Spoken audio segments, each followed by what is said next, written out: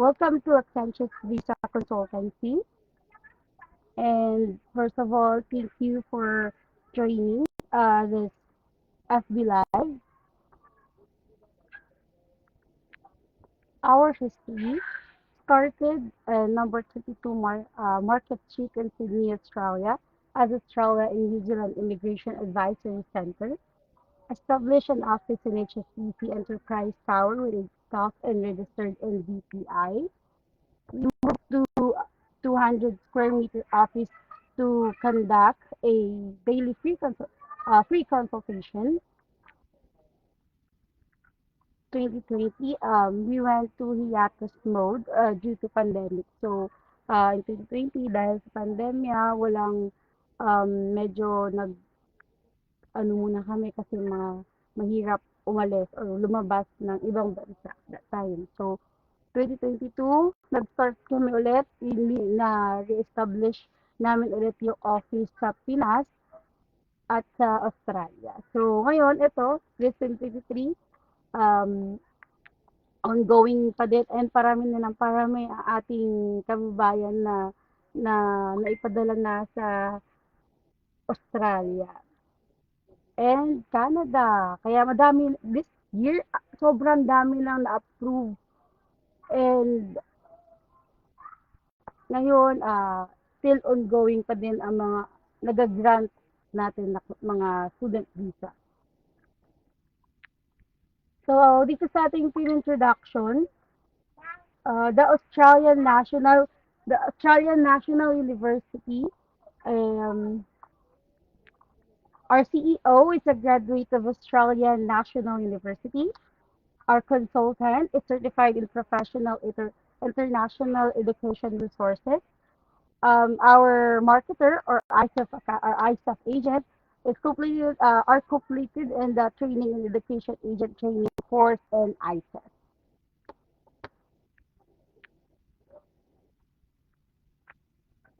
Completed and graduate of Australian National University in migration law in 2009. He passed all the relevant requirements and became an Australian registered migration agent in 2010. Other certificate, which is CCNP, CCNA, MCT, MCSE, MCSA, MCP, MC Assure, MC Hybrid, VCP, CCA, and B. Our former Australian registered migration agent, or RMA, Mr. Christopher Vinaventura. And also, he is a former licensed immigration advisor in New Zealand. License was granted in March 2011. International Consultant for Education and Fair, or ISEF. ISEF is the Industry Recognized Agent Training Course, or the EATC, cover in 40 areas. Advantage 1, agents are knowledgeable in the AQF or in and career trends. Advantage 2, legislation and regulation. Advantage 3, working effectively in international education or WES. Advantage 4, professional standards and ethics. Ayan yung ating mga... She has completed the education agent training course and EACC from ICF Academy year 2022.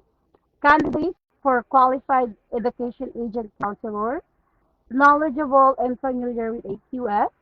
Miss Pauline Otana. By the way, guys, that's me. And he has with the education agent training course from ISF Academy also. Candidate for qualified education agent counselor, knowledgeable and familiar with AQF, Mr. Ryan Velasquez. 9 reasons on why you should choose Accentric. So, maraming reason kung bakit sa Accentric, di ba? Pero, I'll just give you a 9 reasons. First, your application will be processed by a former Australian migration agent, former licensed immigration advisor, Australian qualified education counselors, and 3 ISEF agents. Second, we have partnered with more than 200 universities and colleges in Australia, Canada, and USA. Third, we don't only offer student visa. We can also advise you your pathway to residency since owner is an Australian citizen and former RMA. Four, we can help you continue your stay longer than 2 years after your student visa.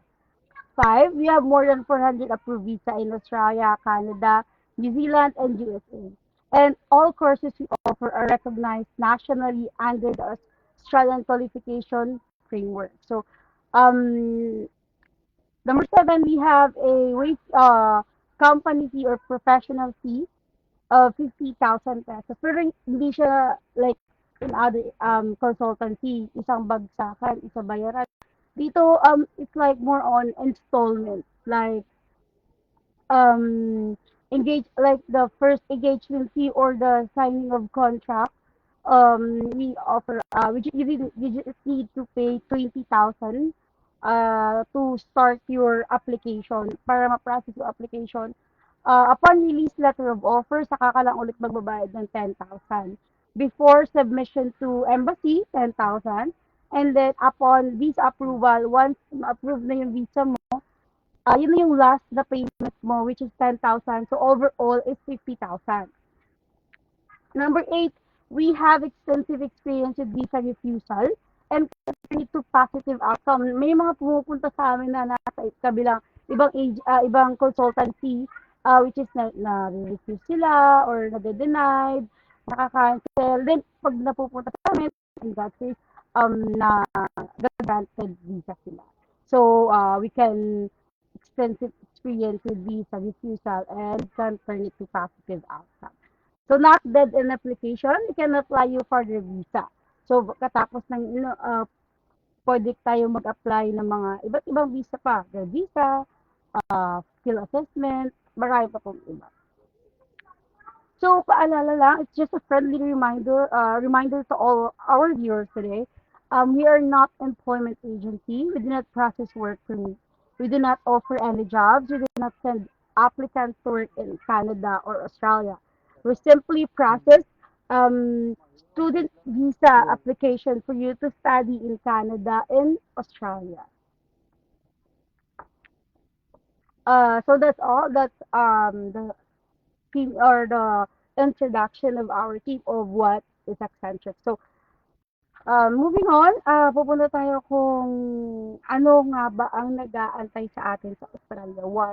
Ano yung mga, ano natin, tanong kung ano yung mga nag-aantay sa atin, like magandang trabaho, magagandang opportunity, bilang student visa. So, ano nga ba yung Australia? So, let's start.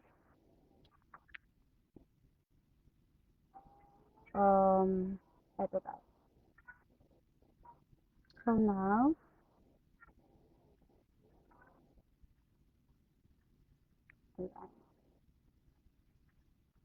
so I welcome everyone. Welcome to Australia. So why Australia? Bakit nga ba Australia?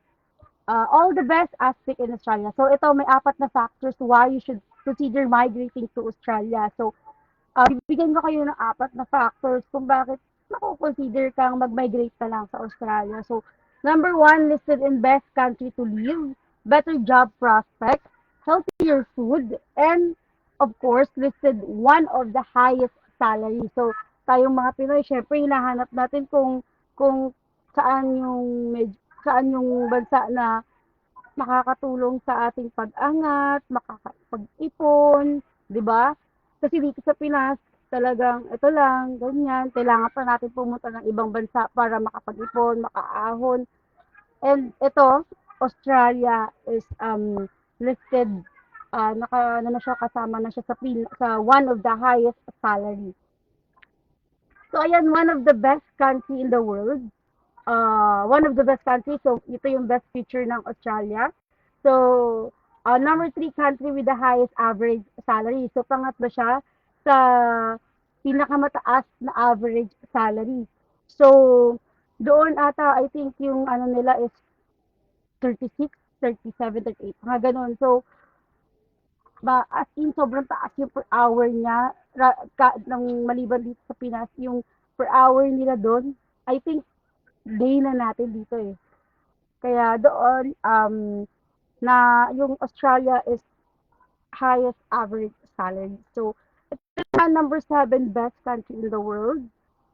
Nasa ikapito siya sa pinakamagandang bansa sa buong mundo. Sa buong mundo ha, yung as in sa buong mundo. So, number 9 best racy family. Doon daw, nasa listahan din siya na doon daw magandang bumukod ng pamilya. Siyempre, alam niyo ba, yung school doon, walang binabayaran, walang, not like here na kailangan mo magbayad, something mag-exam, doon wala as in libre, wala kang binabayaran. So, pag nagbukod ka ng family, doon ka ano, magandang foundation siya sa isang family. So, siyempre hindi lang tayo nagbe-base sa ganyan, nagbe-base din tayo kung safe ba siya. So, yes, safe ang Australia. Number 27 siya, nasa listahan siya na pinaka-safe, safest country in the world.